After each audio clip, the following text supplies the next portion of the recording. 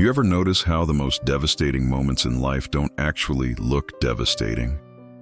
No screaming match, no dramatic exit, no plate thrown against the wall.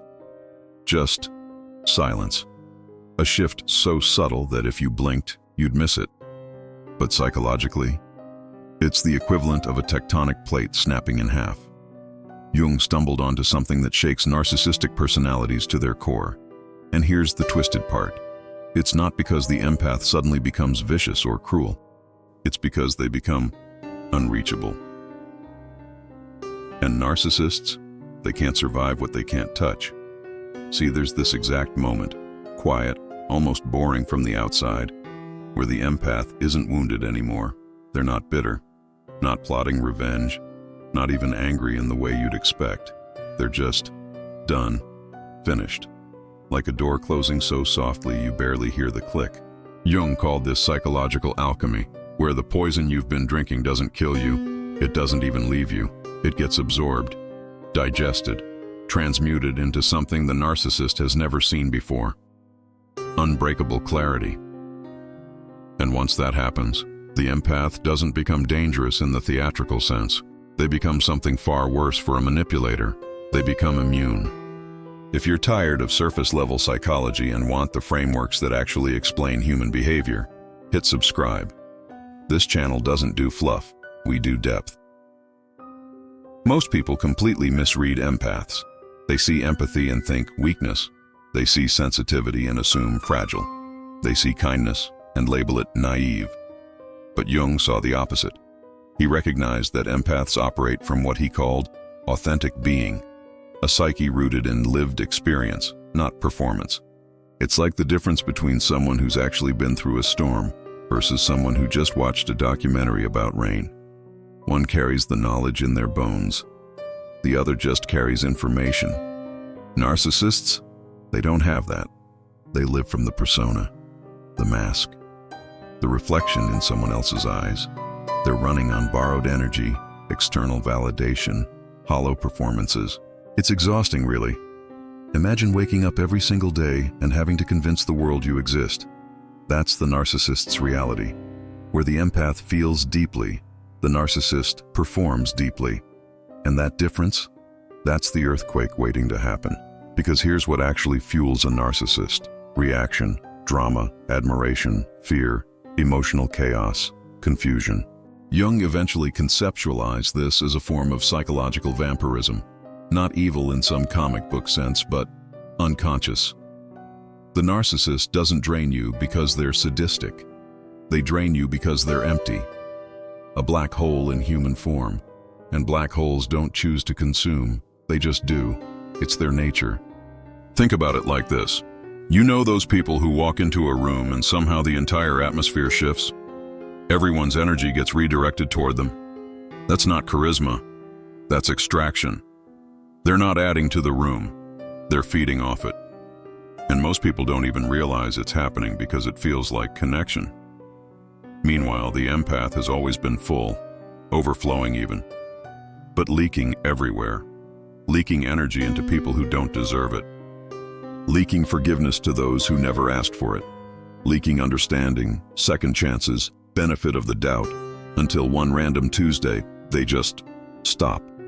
And that's when the entire power dynamic flips upside down.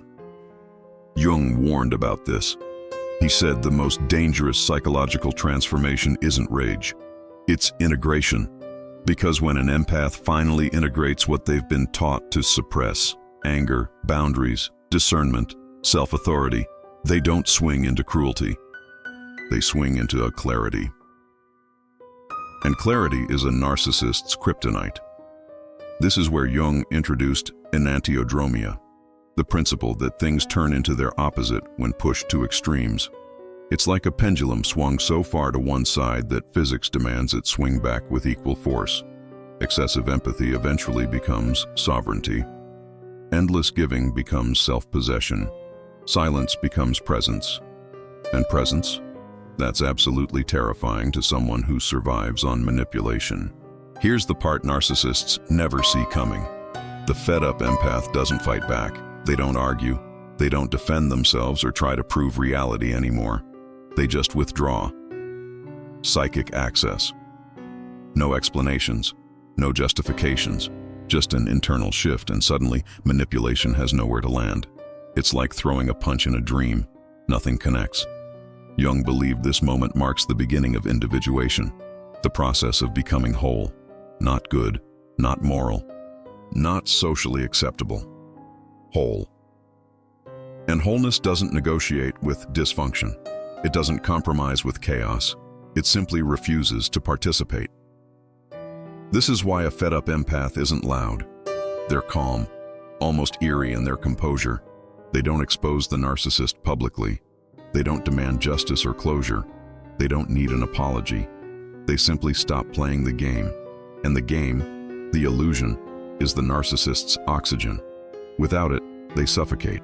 Jung once wrote that the greatest burden a human being can carry is an unlived life.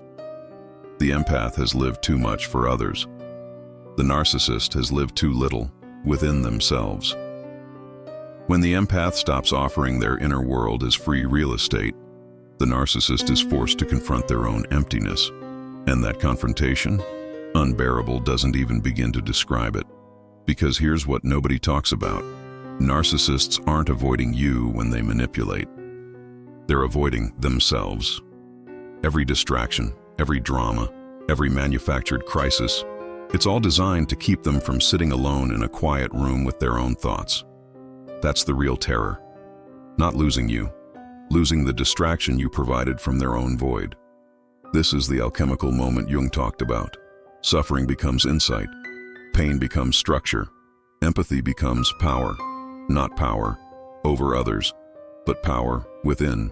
And from this moment forward, the empath begins moving through distinct psychological stages that end with something extremely rare.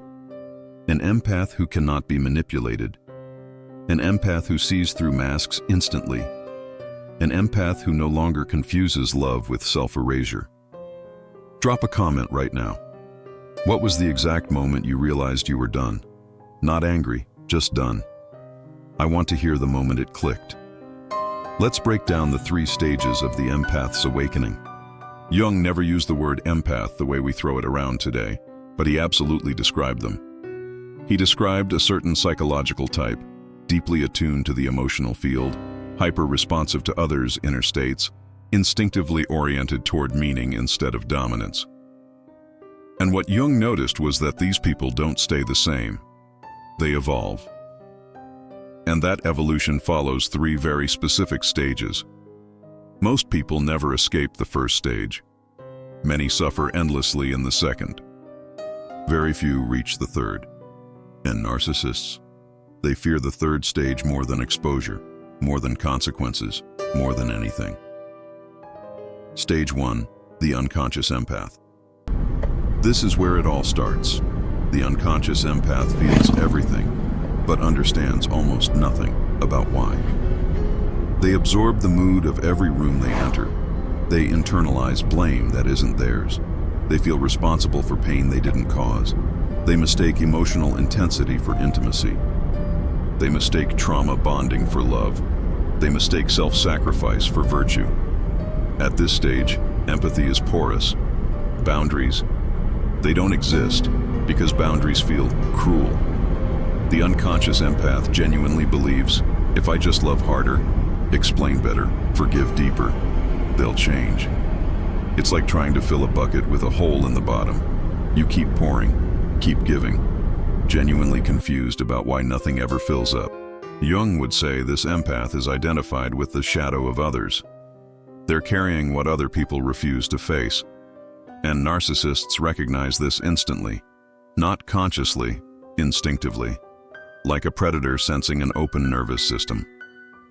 You know how certain animals can smell fear? Narcissists can smell unprocessed empathy.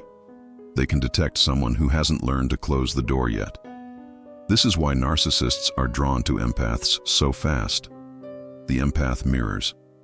The empath listens. The empath validates. But what the empath thinks is connection is actually projection. The narcissist projects an ideal self. The empath projects hope. And both believe the illusion for very different reasons. The narcissist needs to believe they're the person the empath sees. The empath needs to believe their love can transform someone.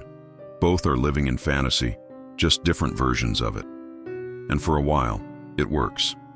The narcissist gets their supply. The empath gets their purpose. Everyone's needs are being met, except they're not actually needs, they're addictions. But eventually, something cracks, because empathy without selfhood becomes exhaustion, and exhaustion forces awareness. The body starts keeping score even when the mind refuses to. Chronic fatigue, unexplained illness, a sense of numbness that creeps in like fog. The unconscious empath might not understand what's happening, but their nervous system is screaming the truth. Stage 2, the wounded awakening empath. This is the most brutal phase. This is where the empath realizes, I've been giving life to something that feeds on me. And that realization doesn't come gently. It comes in waves of nausea. It comes in the middle of the night when you can't sleep because your brain is replaying every moment you ignored your instincts. Jung called this the encounter with the shadow, not the narcissist's shadow, but the empath's own. The anger they were taught to suppress. The boundaries they were told were selfish. The instincts they learned to doubt. This stage is pure confusion. They oscillate between compassion and rage, between guilt and clarity, between leaving and staying. They see the manipulation now, but still feel responsible. They understand the pattern, but still hope it'll change. It's cognitive dissonance at its most painful. Your head knows the truth. Your heart hasn't caught up yet. And here's where it gets really twisted. The empath at this stage often feels worse than they did before awareness, because ignorance, as horrible as it sounds, provided a kind of peace. You can't grieve what you don't know you've lost. But now they see it all.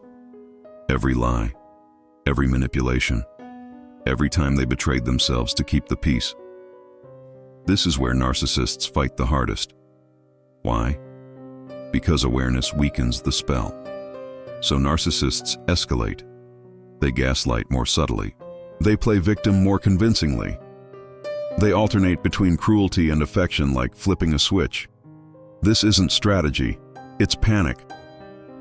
Because once someone becomes conscious of a complex, Jung said, the complex begins losing power.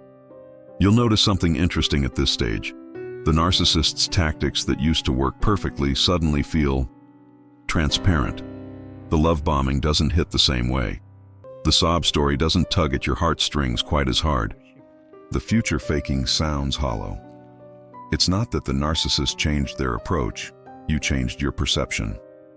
The wounded empath often asks, why does it hurt so much even after I see the truth? Because awareness comes before integration. Seeing the poison isn't the same as neutralizing it.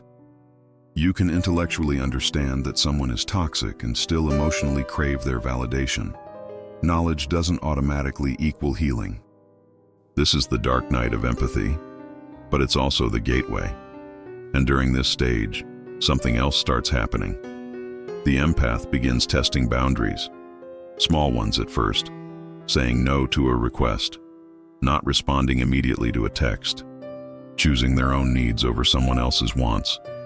And each time they do this, they expect catastrophe. They brace for abandonment, rage, punishment. Sometimes it comes, sometimes it doesn't. But either way, they survive it. And that survival builds something crucial, evidence that they can exist outside of the narcissist's approval. Stage 3, the sovereign empath. This is the stage Jung rarely witnessed but deeply respected. The sovereign empath doesn't lose empathy. They master it. They no longer merge emotionally. They observe. They no longer over-explain. They speak once, clearly. They no longer seek to be understood. They understand themselves. This empath has integrated their shadow. Anger becomes discernment. Sensitivity becomes perception. Compassion becomes choice. And here's what narcissists cannot tolerate. The sovereign empath doesn't react. No emotional supply, no defense, no collapse, just presence. Think of it like this. You know how martial artists talk about being centered? about moving from a place of groundedness rather than reaction. That's the sovereign empath. They're not suppressing emotion. They're choosing when and how to engage it. There's a massive difference between emotional repression and emotional mastery. Jung believed individuation culminates in inner authority, not domination, not control, but authority over one's own psychic energy. This empath is no longer available for psychological vampirism because they no longer leak identity. They're anchored, and anchored people are immune to manipulation. The narcissist feels this shift instantly, even if nothing is said. It's not about what the empath does or doesn't do. It's about the quality of their energy. The empath's energy no longer responds to hooks, no guilt, no urgency, no emotional chase. And suddenly, the narcissist is alone with themselves, which is the one place they cannot survive. Here's what's fascinating. The sovereign empath often becomes almost boring to narcissists because there's no drama, no chaos, no emotional roller coaster to ride. The narcissist will throw out bait, criticism, provocation, manufactured emergencies, and the empath just doesn't bite. Not out of coldness, but out of clarity.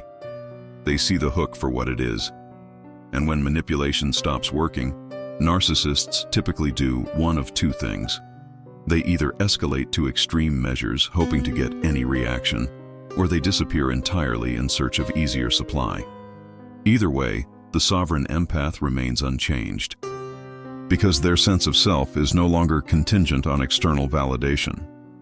If you're recognizing yourself in these stages and want to understand the exact internal process that creates this shift, subscribe now. The next section breaks down the framework Jung used to describe this transformation, step by step.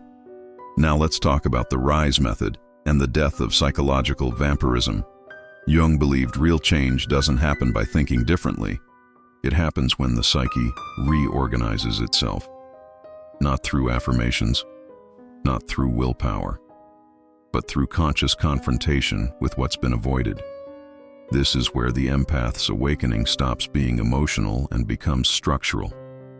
To understand this, we need to look at what Jung recognized as a four-stage movement of individuation.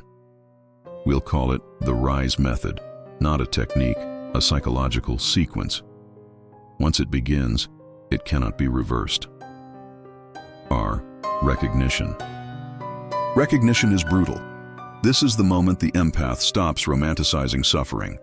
They recognize patterns instead of isolated incidents.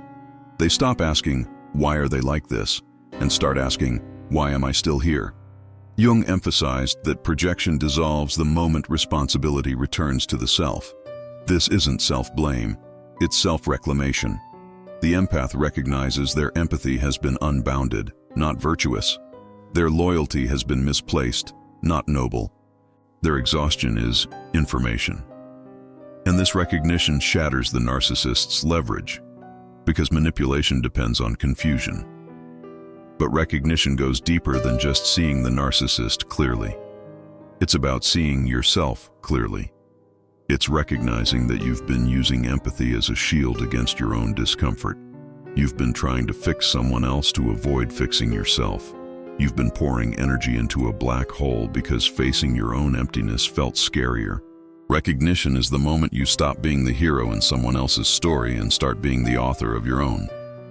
It's when you realize that every time you sacrificed your truth to keep the peace, you were choosing their comfort over your integrity. And that's not love. That's self-abandonment dressed up in noble language. This stage often comes with physical sensations. Some people describe it as a weightlifting. Others feel it as a sudden clarity, like glasses coming into focus. There's often a moment of stillness, a pause where everything that seemed complicated suddenly becomes very simple. Not easy, simple. I. Integration. This is the most misunderstood step. Integration doesn't mean forgiveness. It doesn't mean understanding the narcissist better. It means integrating the empath's disowned traits, their anger, their refusal, their capacity to walk away without explanation. Jung warned, what we repress doesn't disappear. It controls us from below. The empath who represses anger becomes compliant. The empath who integrates anger becomes discerning. This is where the empath stops being morally predictable, and predictability is what narcissists rely on. At this stage, something strange happens. The empath feels less emotional, but more alive. Less reactive, but more present, because they're no longer split. They no longer outsource their shadow to others. They carry it consciously. And a conscious shadow isn't dangerous. It's protective. Integration means accepting that you're capable of coldness, selfishness, rage, all the things you judged in others. Not that you'll act on them destructively, but that they exist within you. And paradoxically, once you accept these parts, they lose their power over you. The anger you feared would consume you becomes a boundary-setting tool. The selfishness you were ashamed of becomes healthy self-interest. This is where empaths often surprise themselves. They discover they can say no without guilt. They can walk away without explanation. They can feel someone's pain without absorbing it. They can witness manipulation without taking responsibility for it. It's like developing a new muscle you didn't know existed. Integration also means accepting that not everyone deserves your empathy, that some people will use your gift as a weapon against you. That discernment isn't judgment, it's wisdom. You wouldn't hand a knife to someone actively trying to stab you. Why would you hand your vulnerability to someone actively trying to wound you? To separation. This isn't physical distance. This is psychic withdrawal. The empath stops explaining their inner world to someone committed to misunderstanding it. They stop arguing with distorted reality. They stop chasing accountability. Jung described this as withdrawing projections. Energy returns to its source. And when that happens, the narcissist experiences something terrifying. Irrelevance. Not rejection, not abandonment, irrelevance, which is worse. This is why narcissists often try to provoke a reaction during this phase. Anger, tears, anything. Because even negative attention restores connection. But the empath is no longer emotionally available, not closed. Complete. Separation is subtle but devastating. It's the empath who no longer defends themselves against false accusations because they know their truth doesn't require an audience. It's the empath who stops trying to make the narcissist see reason because they've accepted that some people are committed to their delusions. It's watching someone spiral and recognizing it's not your job to catch them. It's hearing a crisis and understanding that your involvement would only enable dysfunction. It's the profound acceptance that you cannot save someone from themselves, and the even deeper acceptance that trying to do so was never about them. It was about you avoiding your own life. Narcissists interpret separation as punishment. They'll claim you've changed, you've become cold, you're heartless. But you haven't become heartless. You've just stopped giving your heart to people who treat it like trash. There's a massive difference. Embodiment. This is the final shift. The empath no longer thinks differently, they exist differently. Their nervous system changes, their posture changes, their voice slows. They don't rush to fill silence. They trust their internal authority. Jung believed this is when the self, not the ego, becomes the organizing center of the psyche. And from this state, manipulation simply doesn't register. Embodiment is when the transformation stops being something you're doing and becomes something you are. You don't have to remind yourself to maintain boundaries. They're just there naturally, like breathing. You don't have to talk yourself out of responding to manipulation. It genuinely doesn't hook you anymore. People around you notice this shift even if they can't name it. There's a solidity to you now, a groundedness. You're not performing confidence, you're inhabiting it. And it's unshakable because it's not based on external validation. It's based on internal alignment. Embodiment also means your body has caught up with your mind. You're not just intellectually aware of your worth, you feel it in your bones. Someone can say the exact thing that used to devastate you, and your nervous system stays calm. Not because you're suppressing the reaction, but because the words genuinely have no landing place inside you anymore. Psychological vampirism versus conscious empathy. Now we can name the difference clearly. Psychological vampirism feeds on reaction. Conscious empathy operates from choice. Vampirism collapses without supply. Conscious empathy doesn't require permission to exist. The sovereign empath can feel deeply without giving access. They can love without disappearing. They can see pain without absorbing it. And this is why awakened empaths become terrifying to narcissists, not because they attack, but because they cannot be consumed. Vampirism is inherently parasitic. It requires a host. Remove the host, and the vampire starves. Conscious empathy, on the other hand, is self-sustaining. It generates its own energy. It doesn't need reciprocation to exist. It doesn't need validation to continue. It simply is. And here's what makes conscious empathy so powerful. It sees everything. It feels the narcissist's pain, their emptiness, their desperation. But it doesn't mistake understanding for obligation. You can comprehend why someone is the way they are without sacrificing yourself to fix them. Compassion doesn't require compliance. Comment below. Which stage of rise are you in right now? Recognition, integration. Let's talk about it. Let's talk about the empathic warrior and the end of the mask.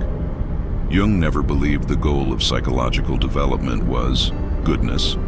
He believed the goal was wholeness. Goodness without strength collapses. Strength without empathy corrupts. But when empathy and strength integrate, something rare emerges. Not a savior, not a victim, not a fighter. An empathic warrior. The empathic warrior doesn't battle others. They battle inner fragmentation. They don't seek to expose narcissists. They let narcissists expose themselves through irrelevance. Jung understood that once the self becomes the organizing center of the psyche, external chaos loses authority. The empathic warrior doesn't need to dominate. They don't need to win arguments. They don't need to be believed, because their reality is internally confirmed. This is why narcissists eventually abandon awakened empaths.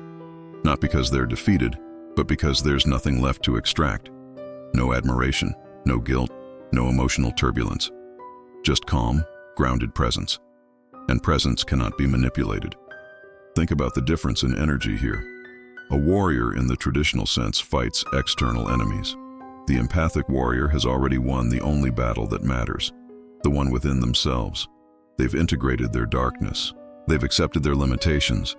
They've stopped performing for an audience that was never going to clap anyway. This doesn't mean they're passive. Far from it. The empathic warrior acts decisively when necessary, but their actions come from clarity, not reactivity. They can deliver hard truths without cruelty. They can enforce boundaries without explanation. They can walk away from what no longer serves them without looking back. Jung believed the persona, the mask, is necessary early in life. But when it becomes the entire identity, it becomes a prison. Narcissists live inside their persona. They must perform continuously. They must be seen. They must be validated. The mask has become the face, and they've forgotten there was ever anything underneath. The empathic warrior, by contrast, no longer needs to be seen. They see. And that gaze, calm, clear, unreactive, is unbearable to someone who survives on illusion. Because when you stop participating in someone's performance, they're forced to confront the fact that they're performing. And that confrontation shatters the entire structure they've built their life on. Here's the final irony. The empath never wanted power, but power found them anyway, the moment they stopped abandoning themselves. Real power isn't dominance. It's not control over others. It's the ability to remain yourself regardless of external pressure. It's the capacity to witness chaos without becoming chaotic. It's the strength to feel everything without being destroyed by anything. Why the fed-up empath is truly dangerous. Not dangerous in behavior, but dangerous to dysfunction. Dangerous to cycles. Dangerous to unconsciousness. The fed-up empath no longer rescues. They no longer explain abuse away. They no longer spiritualize suffering. They leave systems that require self-erasure to function. And systems like that collapse when empathy exits. Because here's what people don't realize. Dysfunctional systems rely on empaths to hold them together. The empath is the one making excuses for everyone's behavior. The empath is the one smoothing over conflicts. The empath is the one sacrificing their needs to maintain group harmony. Remove the empath, and the system has to face its own toxicity, and most systems can't survive that. Jung once wrote, "The most terrifying thing is to accept oneself completely."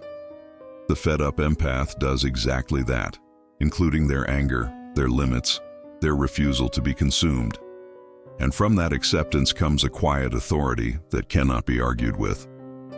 This acceptance isn't resignation. It's not giving up. It's the opposite. It's radical self-honesty. It's looking at every part of yourself, even the parts society says are unacceptable, and saying, yes, this too. This is also me. Not with pride, not with shame, with acceptance. And when you accept yourself completely, other people's opinions become background noise. Criticism doesn't land the way it used to. Manipulation tactics that once worked perfectly suddenly feel absurd. Because you're no longer trying to be someone you're not. You're no longer performing goodness to earn love. You're just being. And being, it turns out, is the most revolutionary act an empath can commit. Here's the final truth, and let it settle deep. Empathy was never meant to be endless giving. It was meant to be perception. The empath's sensitivity was never a flaw. It was training. Training to see beneath masks. Training to feel subtle shifts in energy. Training to recognize when something is no longer alive. Once that training completes, the empath doesn't return to innocence. They return to truth. And truth doesn't shout. It doesn't convince. It doesn't chase. It stands, quietly, firmly, unmoved by the storms raging around it. The awakened empath becomes a mirror that narcissists can't bear to look into. Not because the mirror is cruel, but because it reflects reality. And reality is the one thing a narcissist's entire structure is designed to avoid. When you stop distorting yourself to match their delusion, they're confronted with the fact that they've been living in one. And that confrontation is what finally breaks the spell. If you've made it this far, this wasn't entertainment. This was recognition. And recognition? That's the first step toward freedom. Because you can't change what you don't acknowledge. You can't heal what you don't see. And you can't reclaim what you don't remember was yours to begin with. Subscribe if this hit different, because what comes next goes even deeper. And you'll want to be here for it.